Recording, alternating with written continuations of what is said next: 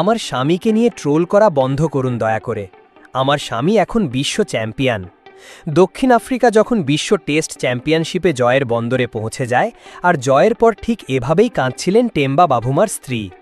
গ্যালারিতে সবাই উদযাপনে ব্যস্ত, অথচ তিনি কান্নায় ভেঙে পড়লেন। কেননা যে মানুষটাকে নিয়ে সবসময় মানুষ ট্রল করে, সেই মানুষটাই এখন অধিনায়ক হিসেবে সবার থেকে সফল। টেম্বা বাভুমা নিজেও বলেছেন, আমি যাই কিছু করি না কেন সেটাতেই আমাকে নিয়ে ট্রল করা হয়।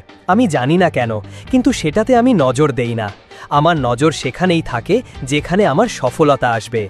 প্রিয় দর্শক, আমরা সবাই জানি তথাকথিত ক্রিকেটে টেম্বা বাভুমাকে কখনোই তারকা স্বীকৃতি দেয়নি, বরং মাঠের ক্যামেরা তাকে অনাকাঙ্ক্ষিতভাবে বারবার ব্যবহার করেছে। যতবার ওই ক্যাপ্টেন্স ফটো সেশনে এসেছেন, ততবারই টলের শিকার হয়েছেন। ঘুমিয়ে পড়ার ছবি থেকে শুরু করে বডি শেভিং করা, নানা ধরনের মিম বানিয়ে তাকে নিয়ে অনেক হাসি কাট্টা হয়েছে। সহ্যের বাইরে সব সমালোচনার সব কাটাগুলো হয়তোবা প্রতিবাদ হিসেবে তিনি বেছে নিয়েছিলেন এই সফলতা। তাই তো দক্ষিণ আফ্রিকার সেই অধিনায়কই সম্মান আদায় করে নিল আইসিসি বিশ্ব টেস্ট চ্যাম্পিয়নশিপ জিতে।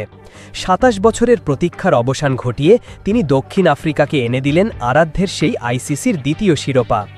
ইতিহাস গড়া সেই জয়ে একটি বিশ্ব রেকর্ডও উপহার দিয়েছে দক্ষিণ আফ্রিকার অধিনায়ককে। টেম্বা বাভুমা টেস্ট ইতিহাসে অধিনায়ক হিসেবে প্রথম ১০ টেস্টের সব কয়টাতেই সফল।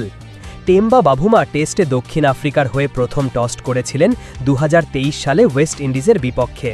সেই ম্যাচটি ২৭ রানের বড় ব্যবধানে জিতে যায় দক্ষিণ আফ্রিকা। এরপর গতকাল শেষ হওয়া বিশ্ব টেস্ট চ্যাম্পিয়নশিপের ফাইনাল সহ মোট ১০টি টেস্টে অধিনায়ক করেছেন টেম্বা বাভুমা। এই ১০ ম্যাচের মধ্যে ৯টিতেই জিতেছে দক্ষিণ আফ্রিকা। অন্য একটি ম্যাচ ড্র হয়েছে, আর তাতে গত ১০৪ বছরে বিশ্বের একমাত্র অধিনায়ক হিসেবে টেস্টে নিজের প্রথম ১০ ম্যাচেই অপরাজিত থাকলেন প্রোটিয়া তারকা অধিনায়ক।